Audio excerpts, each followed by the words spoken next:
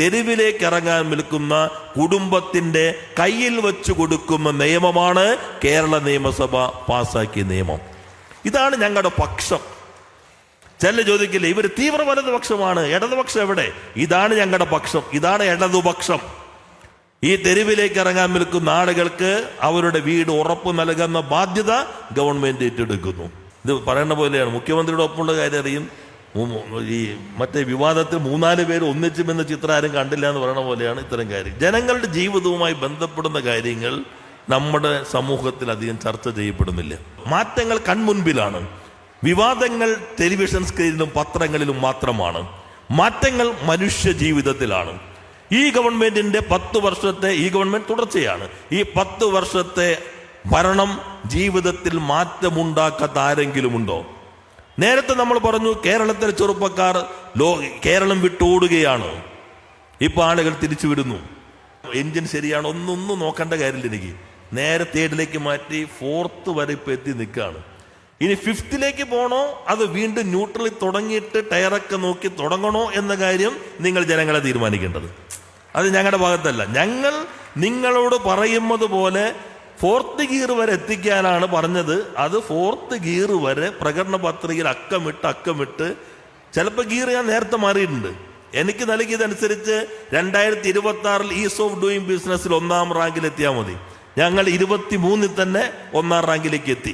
നേരത്തെ ഗിയർ ഒന്ന് മാറിയിട്ടുണ്ട്. അത് ഈ തുടർച്ചയുടെ ഭാഗമായിക്കൊണ്ടാണ്. ഒന്നുകൂടി ഞാൻ പറയാം, നമുക്കെല്ലാവർക്കും അഭിമാനിക്കാവുന്ന നേട്ടം. സാധാരണ ഞങ്ങൾ ജനങ്ങൾക്ക് ഫൈൻ ഈടാക്കാനുള്ള നിയമങ്ങളാണ് അധികം പാസ്സാക്കാറുള്ളത്. ഇത് ഉദ്യോഗസ്ഥൻ ഫൈൻ ഈടാക്കാനുള്ള നിയമമാണ്. ഈ വിജ്ഞാപനത്തിൽ പറയുന്ന സേവനങ്ങളിൽ നിശ്ചിത സേവനങ്ങൾ പ്രത്യേക സേവനങ്ങളായിരിക്കും. നിങ്ങൾക്കൊരു കിട്ടേണ്ട ഒരു സർട്ടിഫിക്കറ്റ് പ്രത്യേക സേവനമായി കണക്കാക്കിയാൽ 5 ദിവസം കൊണ്ട് കിട്ടണം. 5 ദിവസമായിട്ടും കിട്ടിയില്ല. നിങ്ങൾ എങ്ങും പോണ്ട, വീട്ടിലിരിക്കുക. 6 കലണ്ടറിലേക്ക് നോക്കുക. 1 കഴിഞ്ഞു, 2 കഴിഞ്ഞു, 3 കഴിഞ്ഞു, 4 കഴിഞ്ഞു, 5 കഴിഞ്ഞാൽ 6ാം ദിവസം സിസ്റ്റം ഓൺ ചെയ്തേക്കുക. ആ സർട്ടിഫിക്കറ്റ് ഡൗൺലോഡ് ചെയ്തേക്കുക. ഡീംഡ് ആയിട്ടാണ്.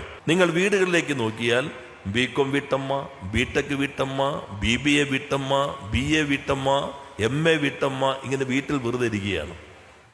അവരുടെ കുഴപ്പമല്ല, നമ്മുടെ ഒരു ഘടനയുടെ കുഴപ്പമാണ്. യഥാർത്ഥത്തിൽ ഒരു ക്രിമിനൽ കുറ്റം. ചിലപ്പോൾ അമേരിക്കൻ കമ്പനിക്ക് കണക്ക് നോക്കണോ, നമ്മൾ ട്രെയിനിങ് കൊടുക്കും ഗവൺമെന്റ്. 2 മണിക്കൂർ നോക്കിക്കഴിഞ്ഞാൽ അവർ 100 രൂപ തരും. അവരുടെ 100 രൂപ എന്ന് പറഞ്ഞാൽ നിങ്ങൾക്കറിയാമല്ലോ, നമ്മുടെ 85 90 ഇങ്ങനെ ഇടിഞ്ഞുകൊണ്ടിരിക്കുകയാണ് രൂപ. അപ്പം അത്രയും ഉണ്ടായിരിക്കും. ചിലപ്പോൾ ഒരു ദിവസം 2 മണിക്കൂറിന് 1000 രൂപ കിട്ടും. ഈ 1000 രൂപ 2 മണിക്കൂർ വീട്ടിലിരുന്നോ തട്ടെടുത്തിരുന്നോ ജോലി ചെയ്തിട്ട് ഒരു സ്ത്രീ തിരിച്ച് വീട്ടിലേക്ക് വരികയാണ്. 2 മണിക്കൂറോ 3 മണിക്കൂറിന് 1000 രൂപ കിട്ടും. അപ്പോഴാണ് രാവിലെ മുതൽ വൈകുന്നേരം വരെ ജോലി ചെയ്തിട്ട് 1000 രൂപയായിട്ട് ഒരാൾ വീട്ടിലേക്ക് വരുന്നത്. നേരത്തെ എടുക്ക് ചായ എന്ന് പറഞ്ഞാൽ ഈ 2 മണിക്കൂറുള്ള 1000 കാര്യം അവിടെ ഇരിക്കുമ്പോൾ ഒരു ചായ ഇട്ട് തരട്ടെ എന്ന് അങ്ങോട്ട് ചോദിക്കും. സാമ്പത്തിക പദവി ഉയരുമ്പോൾ സ്വാഭാവികമായിട്ട് സ്ത്രീയുടെ അധികാരത്തിൻ്റെയും ശാക്തീകരണത്തിൻ്റെയും നില ഉയരും.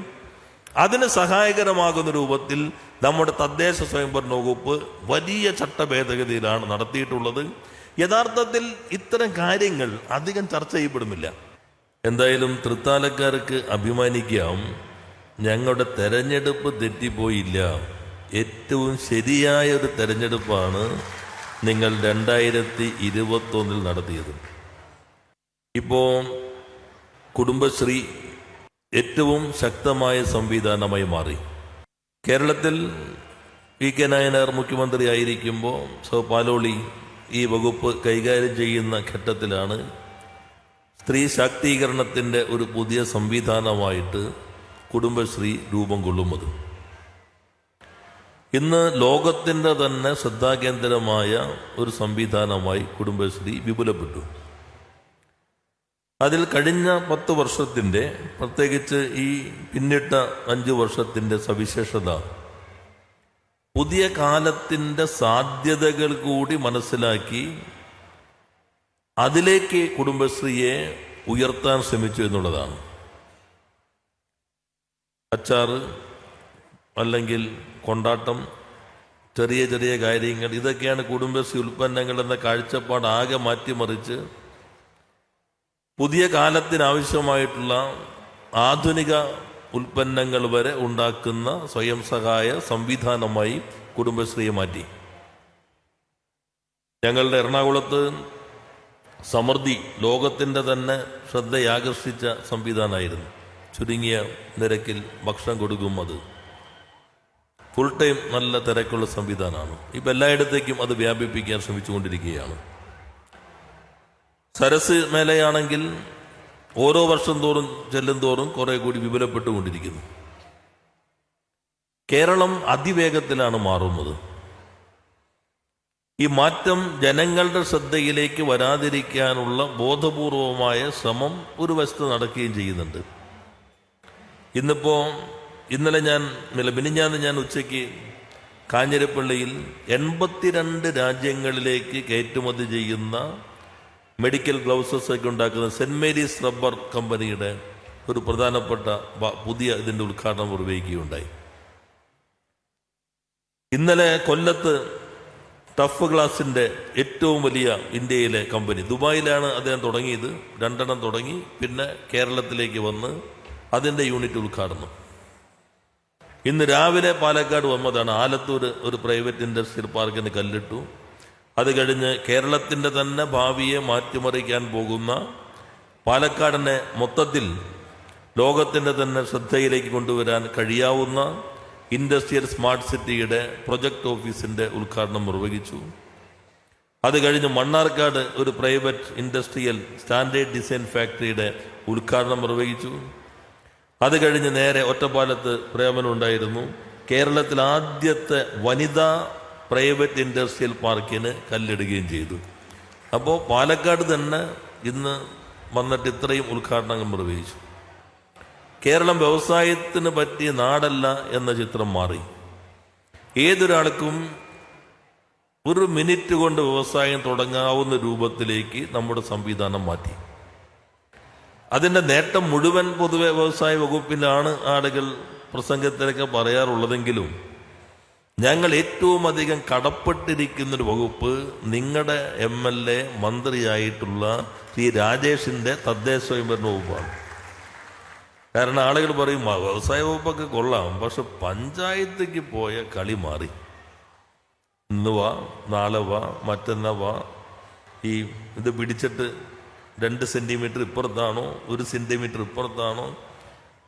ഞങ്ങളുടെ വകുപ്പിലെ കണ്ണട ഞങ്ങൾ ആദ്യം മാറ്റി. ഉദ്യോഗസ്ഥർക്കൊക്കെ നല്ല കണ്ണട കൊടുത്തു. ആദ്യം സംശയത്തിൻ്റെ കണ്ണടയായിരുന്നു. വരുന്നവൻ സർക്കാരിനെ പറ്റിക്കാൻ വന്നതാണോ എന്ന മട്ടിലായിരിക്കും ഉദ്യോഗസ്ഥർ നോക്കുക. അത് മാറ്റി ഞങ്ങൾ ട്രസ്റ്റിൻ്റെ കണ്ണട കൊടുത്തു, വിശ്വാസത്തിൻ്റെ കണ്ണട. പറ്റിക്കാൻ വരുന്ന ചിലരെന്തായാലും സമൂഹത്തിൽ എല്ലായിടത്തും ഉണ്ടാവും, ഇവിടെ ഉണ്ടായിരിക്കും. എന്നാൽ IKGS ഉൾപ്പെടെയുള്ള ഇൻവെസ്റ്റ് കേരള ഗ്ലോബൽ സബ്മിറ്റ് ഉൾപ്പെടെയുള്ള നമ്മുടെ നിക്ഷേപ സംഗമങ്ങളിലൊക്കെ വന്ന അഭിപ്രായങ്ങൾ, നിർദ്ദേശങ്ങൾ മാനിച്ച് 100-ലധികം ചട്ടങ്ങൾ മാറ്റി എളുപ്പത്തിൽ ഏതൊരാൾക്കും വ്യവസായം തുടങ്ങാൻ കഴിയുന്ന രൂപത്തിൽ തദ്ദേശ സ്വയംഭരണ വകുപ്പ് വരുത്തിയ ആ വിപ്ലവകരമായ മാറ്റത്തിന് കേരളം നിങ്ങളുടെ MLAയോട് പ്രത്യേകം കടപ്പെട്ടിരിക്കുന്നു.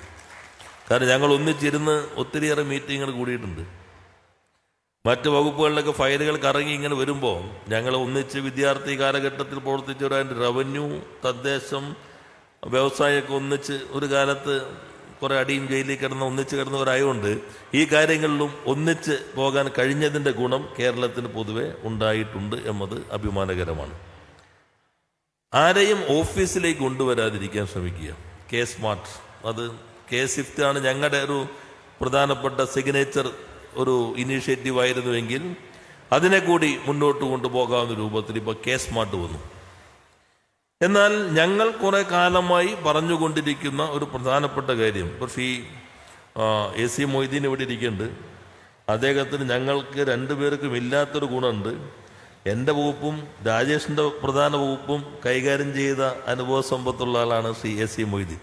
വ്യവസായ മന്ത്രിയായിട്ടുണ്ട്, തദ്ദേശ സ്വയംഭരണ വകുപ്പിൻ്റെ മന്ത്രിയായിട്ടുണ്ട്. അതുകൊണ്ട് വ്യവസായത്തിൻ്റെ സെക്രട്ടറി എഴുതുകയാണെങ്കിൽ തദ്ദേശത്തിൻ്റെ സെക്രട്ടറിയായിട്ട് അതേ ആൾ തന്നെ ഇരുന്നാൽ ഈ പറഞ്ഞതിനെതിരായിരിക്കും അദ്ദേഹം എഴുതുക. ഒരാൾ തന്നെ 2 സീറ്റും പോയിരുന്നാൽ എഴുത്ത് മാറും. ആ കാലമെല്ലാം നമുക്ക് മാറ്റിയെടുക്കാൻ കഴിഞ്ഞു എന്നുള്ളതാണ്. അതിൽ ഏറ്റവും ശ്രദ്ധേയമായത്, നിങ്ങൾ കേരളത്തിലെ സംരംഭകരെ നോക്കുകയാണെങ്കിൽ മറ്റൊരിടത്തുമില്ലാത്തൊരു പ്രത്യേകത കേരളത്തിനുണ്ട്. അതിനും കുടുംബശ്രീയുടെ കൂടി ഒരു സംഭാവന ഉണ്ടെന്ന് കൂട്ടിക്കോളൂ.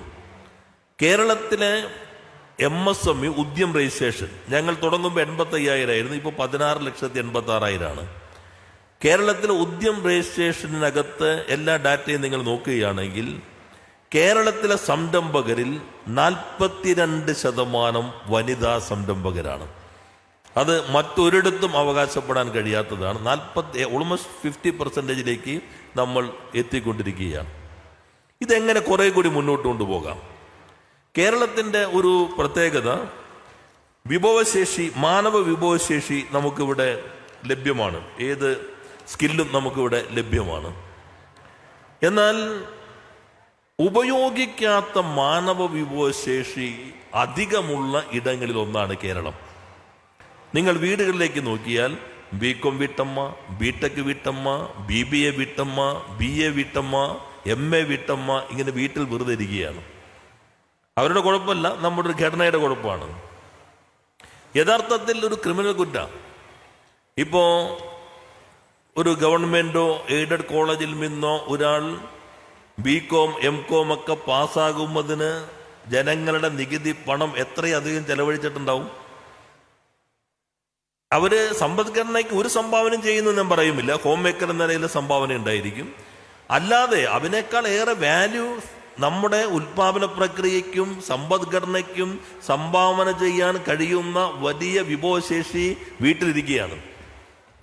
ഇപ്പോൾ ഒരു IT കഴിഞ്ഞ കുട്ടി, പുതിയ തലമുറയിലാട്ടെ, ഒരു 5-6 കൊല്ലത്തെ കുട്ടികളുടെ ശീലമൊക്കെ മാറിയിട്ടുണ്ട്. അവർ അതിനൊന്നും വഴങ്ങിയെന്ന് വരില്ല. ജോലി കിട്ടുമ്പോഴേക്കും നേരെ കല്യാണമായി. കല്യാണം കഴിഞ്ഞ് ജോലിക്ക് പോയിക്കൊണ്ടിരിക്കുമ്പോൾ ആദ്യത്തെ കുട്ടിയായി. ജോലിക്ക് പോകണോ കുഞ്ഞിനോ നോക്കണോ എന്ന ചർച്ച നടന്നുകൊണ്ടിരിക്കുമ്പോൾ അടുത്ത കുട്ടിയായി. അപ്പോൾ പിന്നെ ജോലി വേണ്ട, വീട്ടിലിരുന്നാൽ മതി തീരുമാനമായി. കുറേ കഴിയുമ്പോൾ കുട്ടികളെങ്ങനെ വളർന്ന് വലുതാവും. ഒരു 10-12 കൊല്ലം കണ്ണടച്ച് തുറക്കുമ്പോഴേക്കും പോവും. പിന്നെ ഈ സമയം എന്ത് ചെയ്യാൻ പറ്റുമെന്നറിയാതെ ഉച്ചയ്ക്കും വൈകുന്നേരവും ഒന്ന് തന്നെ ചിലർ സ്ക്രീനിൽ മലകുന്നത് കൊണ്ട് അതൊക്കെ കണ്ട് ഇങ്ങനെ സമയം കളയേണ്ടി വരുമ്പോൾ സ്ഥിതിവിശേഷം വരുന്നു. ഞങ്ങളിപ്പോൾ ആ സ്കില്ലിനെ പൊടി തട്ടിയെടുക്കുകയാണ്. വീടിനകത്തുള്ള വിഭവശേഷിയെ എങ്ങനെ ഉപയോഗിക്കാം? രണ്ടാമത്തെ ഭാഗം, കേരളത്തിൽ ഏറ്റവും കൂടുതൽ സ്ഥലം വെറുതെ കിടക്കുന്ന വീടുകളുള്ള ഇടമാണ് കേരളം. ഒരു 2500-3000 സ്ക്വയർ ഫീറ്റാണ് ശരാശരി വീട്. ചെറുതുണ്ടാവും, വലുതുണ്ടാവും. പെര താമസം വളരെ ആഘോഷകരായിരിക്കും. എല്ലാവരും എല്ലാ മുറിയൊക്കെ നോക്കും. കുറെ കഴിയുമ്പോൾ ഇത് തൂത്ത് തുടച്ച് വയ്ക്കൽ തന്നെ ഒരു ദുഷ്കരമായി മാറും. പകുതി ഉപയോഗിക്കുള്ളൂ. ഈ സ്ഥലം എങ്ങനെ ഉപയോഗിക്കാം? ഞങ്ങൾ നടത്തിയ ആ ചർച്ച, അത് വന്ന നിർദ്ദേശങ്ങൾ, ആ നിർദ്ദേശങ്ങളിൽ ശാശ്വതമായ ഒരു ചട്ട ഭേദഗതി കേരളത്തിൻ്റെ തദ്ദേശ സ്വയംഭരണ വകുപ്പ് നടത്തി വീടുകളുടെ 50% വ്യവസായങ്ങൾക്ക് വേണ്ടി വിനിയോഗിക്കാം എന്നുള്ളത് കേരളത്തെ സംബന്ധിച്ച് ഏറ്റവും പ്രധാനപ്പെട്ട ഒരു ചട്ട ഭേദഗതിയാണ്. അതിന് ഞാൻ ശ്രീ MB രാജേഷിനെ പ്രത്യേകം അഭിനന്ദിക്കുകയാണ്. പിന്നെ നമ്മുടെ നാട്ടിൽ ഒഴിഞ്ഞു കിടക്കുന്ന വീടുകളുണ്ട്. സ്വാഭാവികമാണ്, കേരളം പോലൊരു സംസ്ഥാനത്ത് ഒഴിഞ്ഞു കിടക്കുന്നുവെങ്കിൽ 100% നിങ്ങൾക്ക് സംരംഭം നടത്താം. അതും ഈ ചട്ട ഭേദഗതിയിൽ തദ്ദേശ സ്വയംഭരണ വകുപ്പ് കൊണ്ടുവന്നിട്ടുണ്ട്. ഇപ്പൊ നിങ്ങൾ അപ്പുറത്തും വീട്ടിലുള്ള ആളുകൾ ഒരു 4 തയ്യൽ മെഷീൻ വാങ്ങിക്കോളൂ. കുടുംബശ്രീയുടെ ലോൺ നൽകാം. പിന്നോക്ക വികസന കോർപ്പറേഷൻ ലോൺ നൽകുന്നുണ്ട്. വനിതാ വികസന കോർപ്പറേഷൻ ലോൺ നൽകുന്നുണ്ട്. SC/ST കോർപ്പറേഷൻ ലോൺ നൽകുന്നുണ്ട്. ഈ ലോണെല്ലാം ഇതുമായി ചേർത്ത് വച്ച് കഴിഞ്ഞാൽ വേണമെങ്കിൽ 4 തയ്യൽ മെഷീൻ ഇടാം, അല്ലെങ്കിൽ നിങ്ങൾക്ക് 4 കമ്പ്യൂട്ടർ ഇടാം, അല്ലെങ്കിൽ ഏതെങ്കിലും ഇലക്ട്രോണിക് കമ്പോണന്റ് ഉണ്ടാക്കാം, അല്ലെങ്കിൽ നിങ്ങൾക്ക് വീട്ടിൽ കൂട് കൃഷി നടത്താം, അല്ലെങ്കിൽ വാല്യൂ ആഡഡ് പ്രൊഡക്റ്റ് ഉണ്ടാക്കാം. അതോടുകൂടി സ്ത്രീകൾക്ക് ശാക്തീകരണം വരും. അല്ലെങ്കിൽ ഇപ്പോൾ വർക്ക് നിയർ ഹോം, BCom കഴിഞ്ഞിട്ടുള്ള ആളുകളുണ്ട്. ഞങ്ങളൊന്ന് നിങ്ങളെ പൊടി തട്ടിയെടുക്കാം. ഒരു ടാലി വേണോ, പുതിയ സ്കില്ല് വേണോ, ഗവൺമെൻറ് ഫ്രീ ആയിട്ട് ആ സ്കില്ല് ഡെവലപ്പ് ചെയ്യും. അതിനുള്ള സംവിധാനം ഇപ്പോൾ ഗവൺമെൻറ് ഒരുക്കിയിട്ടുണ്ട്. നിങ്ങളുടെ വീടിനടുത്ത് വർക്ക് നിയർ ഹോം പഞ്ചായത്ത് കൂടി മുൻകൈ എടുത്ത് ഫിനാൻസും എല്ലാം അംഗീകരിച്ച് വ്യവസായ വകുപ്പും ചേർന്ന് IT വകുപ്പും ചേർന്ന് വർക്ക് നിയർ ഹോം ഇപ്പോൾ ആരംഭിക്കുന്നുണ്ട്. ഇപ്പോൾ കൊച്ചിയിൽ മെട്രോ സ്റ്റേഷനോട് ചേർന്ന് ഒരു 7 നിലയിൽ വർക്ക് നിയർ ഹോം ഉണ്ട്. സ്ത്രീകളാണ് പ്രധാനം നമ്മൾ ഉദ്ദേശിക്കുന്നത്. വീടിനടുത്ത് ഫീഡർ ബസ് ഉണ്ടാവും. മെട്രോ കയറുക, മെട്രോ സ്റ്റേഷൻ ഇറങ്ങുക, നേരെ ഇവിടേക്ക് എത്തുക. വീട്ടിലെ ജോലി ഫ്ലെക്സി ടൈമാണ്. ചിലപ്പോൾ അമേരിക്കൻ കമ്പനിക്ക് കണക്ക് നോക്കണോ? നമ്മൾ ട്രെയിനിങ് കൊടുക്കും ഗവൺമെൻറ്. 2 മണിക്കൂർ നോക്കിക്കഴിഞ്ഞാൽ അവർ 100 രൂപ തരും. അവരുടെ 100 രൂപ എന്ന് പറഞ്ഞാൽ നിങ്ങൾക്കറിയാമല്ലോ, നമ്മുടെ 85 90 അങ്ങനെ ഇടിഞ്ഞുകൊണ്ടിരിക്കുകയാണ് രൂപ. അപ്പം അത്രയും ഉണ്ടായിരിക്കും. ചിലപ്പോൾ ഒരു ദിവസം 2 മണിക്കൂറിന് 1000 രൂപ കിട്ടും. ഈ 1000 രൂപ 2 മണിക്കൂർ വീട്ടിലിരുന്നോ തട്ടെടുത്തിരുന്നോ ജോലി ചെയ്തിട്ട് ഒരു സ്ത്രീ തിരിച്ച് വീട്ടിലേക്ക് വരികയാണ്. 2 മണിക്കൂറോ 3 മണിക്കൂറിന് 1000 രൂപ കിട്ടും. അപ്പോഴാണ് രാവിലെ മുതൽ വൈകുന്നേരം വരെ ജോലി ചെയ്തിട്ട് 1000 രൂപയായിട്ട് ഒരാൾ വീട്ടിലേക്ക് വരുന്നത്. നേരത്തെ ഇടുക്ക് ചായ എന്ന് പറഞ്ഞാൽ ഈ 2 മണിക്കൂറുള്ള 1000 കാര്യം അവിടെ ഇരിക്കുമ്പോൾ ഒരു ചായ ഇട്ട് തരട്ടെ എന്ന് അങ്ങോട്ട് ചോദിക്കും. സാമ്പത്തിക പദവി ഉയരുമ്പോൾ സ്വാഭാവികമായിട്ട് സ്ത്രീയുടെ അധികാരത്തിൻ്റെയും ശാക്തീകരണത്തിൻ്റെയും നില ഉയരും. അതിന് സഹായകരമാകുന്ന രൂപത്തിൽ നമ്മുടെ തദ്ദേശ സ്വയംഭരണ വകുപ്പ് വലിയ ചട്ട ഭേദഗതിയിലാണ് നടത്തിയിട്ടുള്ളത്. യഥാർത്ഥത്തിൽ ഇത്തരം കാര്യങ്ങൾ അധികം ചർച്ച ചെയ്യപ്പെടുന്നില്ല. ഞങ്ങളിപ്പോൾ കഴിഞ്ഞ അസംബ്ലിയിൽ ഒരു പ്രധാനപ്പെട്ട നിയമം പാസാക്കി, സേവനാവകാശ നിയമം. നിങ്ങൾ ഏത് വകുപ്പാണെങ്കിലും ആ വകുപ്പ് പൗരന്മാർക്ക് നൽകുന്ന സേവനങ്ങൾ എത്ര സമയത്തിനകം നൽകുമെന്നതുൾപ്പെടെ നോട്ടിഫൈ ചെയ്യണം. 6 മാസത്തിനുള്ളിൽ നോട്ടിഫൈ ചെയ്യുമില്ലെങ്കിൽ ആ വകുപ്പിന്റെ തലവൻ 10,000 രൂപ ഫൈൻ അടിക്കണം. സാധാരണ ഞങ്ങൾ ജനങ്ങൾക്ക് ഫൈൻ ഈടാക്കാനുള്ള നിയമങ്ങളാണ് അധികം പാസ്സാക്കാറുള്ളത്. ഇത് ഉദ്യോഗസ്ഥൻ ഫൈൻ ഈടാക്കാനുള്ള നിയമമാണ്. ഈ വിജ്ഞാപനത്തിൽ പറയുന്ന സേവനങ്ങളിൽ നിശ്ചിത സേവനങ്ങൾ പ്രത്യേക സേവനങ്ങളായിരിക്കും. നിങ്ങൾക്കൊരു കിട്ടേണ്ട ഒരു സർട്ടിഫിക്കറ്റ് പ്രത്യേക സേവനമായി കണക്കാക്കിയാൽ 5 ദിവസം കൊണ്ട് കിട്ടണം. 5 ദിവസമായിട്ടും കിട്ടിയില്ല. നിങ്ങൾ എങ്ങും പോണ്ട, വീട്ടിലിരിക്കുക. 6 കലണ്ടറിലേക്ക് നോക്കുക. 1 കഴിഞ്ഞു, 2 കഴിഞ്ഞു, 3 കഴിഞ്ഞു, 4 കഴിഞ്ഞു, 5 കഴിഞ്ഞാൽ 6ാമത്തെ ദിവസം സിസ്റ്റം ഓൺ ചെയ്തേക്കുക. ആ സർട്ടിഫിക്കറ്റ് ഡൗൺലോഡ് ചെയ്തേക്കുക. ഡീംഡ് ആയിട്ടാണ്. പ്രത്യേക സേവനങ്ങളിൽ പരാമർശിക്കുന്ന സേവനങ്ങൾ എത്ര ദിവസത്തിനുള്ളിൽ നൽകണമോ അത്രയും ദിവസത്തിനുള്ളിൽ നൽകാതിരുന്നാൽ അടുത്ത 5 ദിവസം കൂടി കഴിഞ്ഞാൽ അത് ഡീംഡ് ടു ബി സാങ്ഷൻഡ് ആണ്. നിങ്ങൾക്ക് കിട്ടിയതായി കണക്കാക്കാം. നേരെ സർട്ടിഫിക്കറ്റ് ഡൗൺലോഡ് ചെയ്തെടുക്കാം. നമ്മൾ എല്ലാ സേവനങ്ങളും അങ്ങനെ ആക്കാൻ പറ്റില്ല. ചിലത് പ്രൊസീജിയറലായിട്ടുള്ള കുറച്ച് കാര്യങ്ങളുണ്ടാവും. അങ്ങനെയുള്ള സേവനം 10 ദിവസം കൊണ്ട് കൊടുക്കണം. 10 ദിവസമായിട്ടും കിട്ടിയില്ല. നേരെ ഒരു പരാതി അപ്പീൽ അധികാരിക്ക് കൊടുക്കുക. വീഴ്ച വരുത്തിയ ഉദ്യോഗസ്ഥന് 1000 രൂപ മുതൽ 10,000 രൂപ വരെ ഫൈൻ അടിക്കാം. അത് ഈ അപ്പീൽ അധികാരിയും ഇദ്ദേഹവും ചിലപ്പോൾ ഒന്നിച്ചായിരിക്കും ചായ കുടിക്കാൻ പോണത്. അപ്പൊ ഈ അപ്പീലിന്റെ മുകളിൽ ചിലപ്പോൾ അടയിരുന്നെന്ന് വരാം. അങ്ങനെ അടയിരുന്നാൽ അവർക്ക് 12,000 രൂപ വരെ ആ ഉദ്യോഗസ്ഥന് ഫൈൻ. എന്നാൽ അതിനപ്പുറത്തേക്ക് ഒന്നുകൂടി ഈ നിയമം വ്യവസ്ഥ ചെയ്യുന്നുണ്ട്. കേരളത്തിന്റെ ചരിത്രത്തിൽ ആദ്യമായി സ്വതന്ത്ര സേവനാവകാശ കമ്മീഷൻ. സംസ്ഥാന സർവീസിലോ കേന്ദ്ര സർവീസിലോ സെക്രട്ടറി നിലവാരത്തിലോ ഉയർന്ന ചുമതലയോ വഹിച്ച ഒരാളെ സ്വതന്ത്ര സേവനാവകാശ കമ്മീഷനായിട്ട് നിയമിക്കും. സുവമോട്ടയായിട്ട കമ്മീഷൻ പരാതികൾ എടുക്കാം. നിങ്ങൾക്കൊരു സേവനം സമയത്തിന് കിട്ടുന്നില്ല, തൃപ്തികരമായി കിട്ടിയില്ല, ഭാഗികമായിട്ടാണ് കിട്ടിയതെങ്കിൽ ഈ സേവനാവകാശ കമ്മീഷന് പരാതി കൊടുത്താൽ ആ കമ്മീഷന് ഏത് ഓഫീസും പരിശോധിക്കാം. വീഴ്ച വരുത്തിയ ഉദ്യോഗസ്ഥന് 15,000 രൂപ വരെ ഫൈൻ അടിക്കുകയും അച്ചടക്ക നടപടിയെടുക്കാൻ ശുപാർശ ചെയ്യാൻ അധികാരമുള്ള പല്ലും നഖവുമുള്ള ഒരു സേവനാവകാശ കമ്മീഷനാണ് കേരള നിയമസഭ കഴിഞ്ഞ നിയമനിർമ്മാണ സെഷനകത്ത് പാസാക്കിയിട്ടുള്ളത്.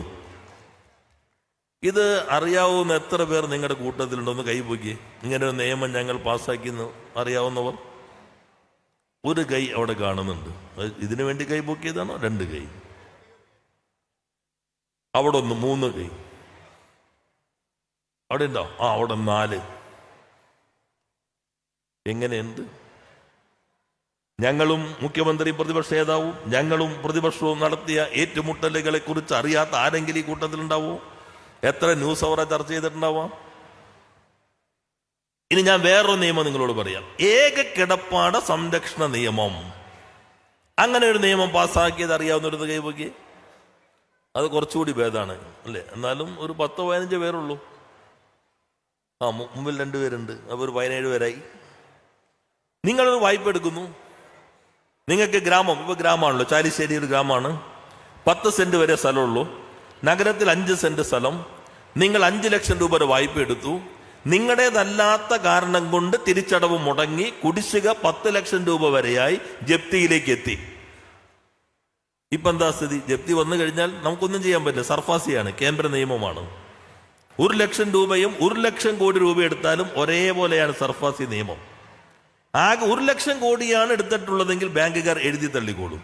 1 ലക്ഷമാണ് എടുത്തിട്ടുണ്ടെങ്കിൽ എടുത്ത ആളെ എഴുതി തള്ളും. അതാണ് ബാങ്കുകളുടെ ഒരു പൊതു സമീപനം എന്നുള്ളത്. കഴിഞ്ഞ ഗവൺമെന്റ് സമയത്ത് ശ്രീ AC മൊയ്തീനൊക്കെ മന്ത്രിയായിരിക്കുമ്പോൾ കേരള നിയമസഭ ഏകകണ്ഠമായി പ്രമേയം പാസാക്കി. സർഫാസി നിയമം മാറ്റണം, സഹകരണ ബാങ്കുകൾ ഒഴിവാക്കണം, 10 ലക്ഷം രൂപയുടെ വായ്പ ഒഴിവാക്കണം. അങ്ങനെ ഒരു പ്രമേയം കിട്ടിയതായിട്ട് പോലും അവർ കണക്കാക്കിയിട്ടില്ല. ഞങ്ങളുടെ മന്ത്രിസഭയിൽ ആദ്യത്തെ തീരുമാനമായിരുന്നു ഏക കിടപ്പാടം സംരക്ഷിക്കും.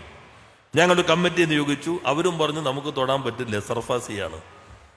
ഞാനൊരു നിയമമന്ത്രി എന്ന നിലയിൽ ഈ നിയമസഭയിൽ അവതരിപ്പിച്ചതിൽ ഏറ്റവും ആത്മസംതൃപ്തിയുള്ള നിയമമാണ് മുഖ്യമന്ത്രിക്ക് വേണ്ടി അവതരിപ്പിച്ച ഈ ഏക കിടപ്പാട സംരക്ഷണ നിയമം.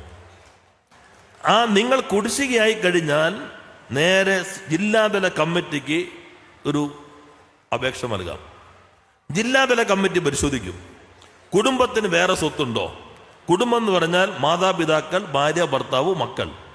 നഗരത്തിൽ 5, ഗ്രാമത്തിൽ 10, അത്രേ ഉള്ളൂ. വേറെ ഒന്നുമില്ല.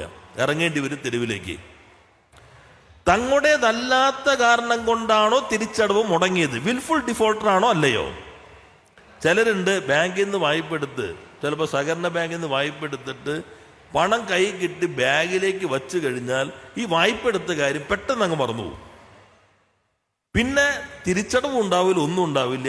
കുടിശ്ശികയാകുമ്പോൾ ബാങ്ക് പ്രസിഡന്റ് അടുത്തേക്ക് വരും, നമ്മൾ സഹായി. അങ്ങനെയുള്ള ആളൊക്കെ ഉള്ളതല്ല കേട്ടോ. ചിലർ ഈ പ്രസംഗത്തിന്റെ പകുതി കേട്ടിട്ട് നാളെ മുതൽ ഇത് അടയ്ക്കേണ്ടതില്ല എന്ന് വന്നാൽ ജപ്തി വരുമ്പോൾ എന്നെ ഫോണിൽ വിളിക്കരുത്. അങ്ങനെയുള്ള വിൽഫോൾ ഡിഫോൾട്ടർക്കുള്ളതല്ല ഈ നിയമം.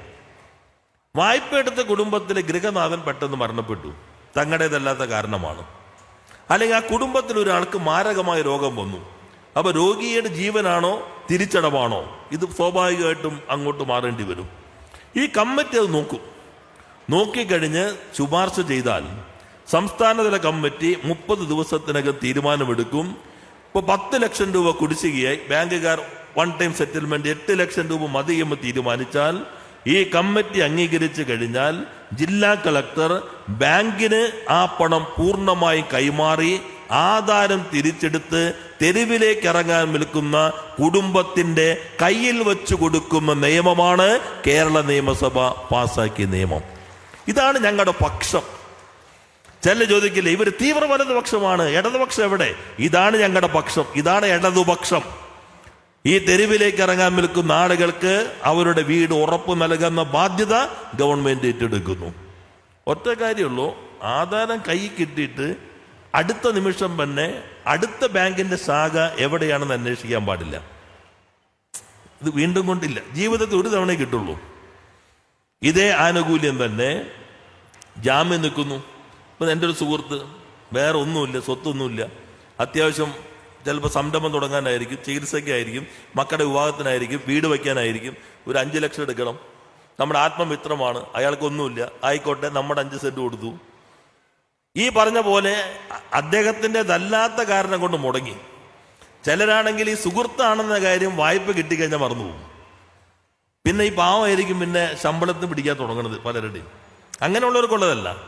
നേരത്തെ പറഞ്ഞ പോലെയുള്ള കാരണം കൊണ്ട് അടവ് മുടങ്ങിയാൽ ഈ ജാമ്യക്കാരന്റെ ഏക കിടപ്പാടവും ഈ നിയമം സംരക്ഷിക്കും. ഇതും നിങ്ങൾ അധികം പേരൊന്നും അറിഞ്ഞിട്ടില്ല അല്ലേ?